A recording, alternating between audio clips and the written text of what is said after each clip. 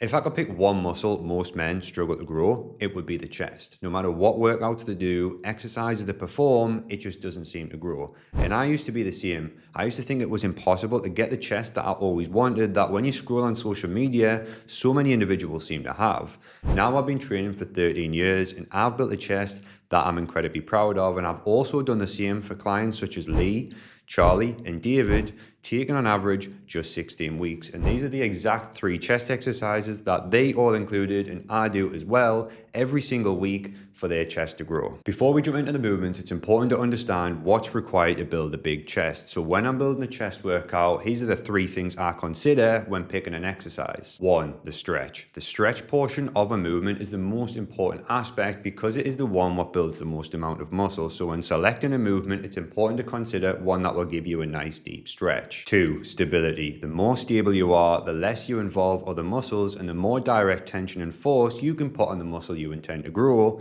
in this case, the chest. 3, ability to progressively overload. You want to be choosing a movement that's incredibly easy and efficient for you to progress week after week. We also need to understand the breakdown of the chest, and I simplify it into 2 direct areas, the upper chest and the mid to lower chest. Most men have an overpowering mid to lower chest in comparison to the upper chest, so therefore, when I structure a program, we target movements that hit the upper portion of your chest first, as this is when you're going to be the most fresh, and if you're the most fresh, you have the most energy. If you've got more energy, you can apply more direct force and tension to the area which you want to grow, in this case, your upper chest. So with the upper chest in mind, the single best movement I recommend is an incline machine press, ideally one which converges at the top and each arm works independently, as this way each individual pec gets direct focus and tension, which helps reverse and minimize imbalances, and you get better range of motion out of the pec, both of which will be limited if you did a standard barbell press because the bar is fixed. The ability to overload is great because you can add tiny plates onto each arm, and the most beneficial aspect of this is how stable you can be, because once you're in the machine, all you have to do is press. But the absolute key here, what unlocked my chest growth, was spending more time in the stretch, and once you feel full reps, keep going and doing half reps to then partial reps until you physically cannot move the machine. As mentioned earlier, the stretch is the most hypertrophic portion of the movement, and the benefit of being in a machine is when you feel at the bottom, it's safe for you to just drop it. Whereas you couldn't do this with a barbell without a spotter, and even if you did have a spotter, it wouldn't be sensible to do it because of the high risk of injury. Which is exactly why exercise number 2 is a machine press. This time a flat press is for the exact same reason as the incline press.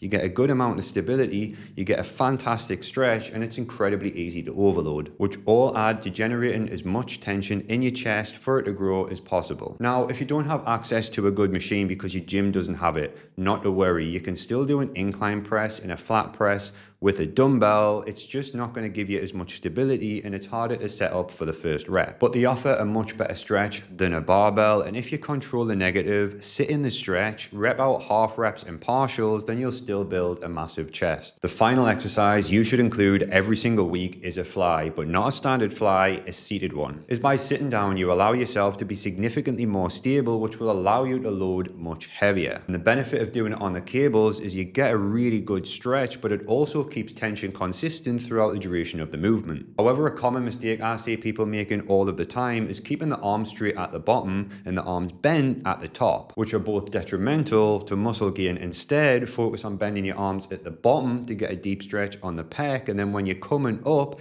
think about touching your biceps together rather than your hands and watch your chest blow up. If you want a full breakdown of exactly how this would look in a full training split, including all sets, reps, and everything else for free, then in the top link in the description, I have my full chest hypertrophy guide. Simply take it and apply it to your own training week and watch your chest blow up. And if you actually want help putting it together and building an insane chest, just like Charlie earlier in the video did in just 16 weeks, then the second link in the description, hit that and me and my team will see how we can help. Don't forget to like, subscribe, and drop a comment of what muscle you want us to cover next.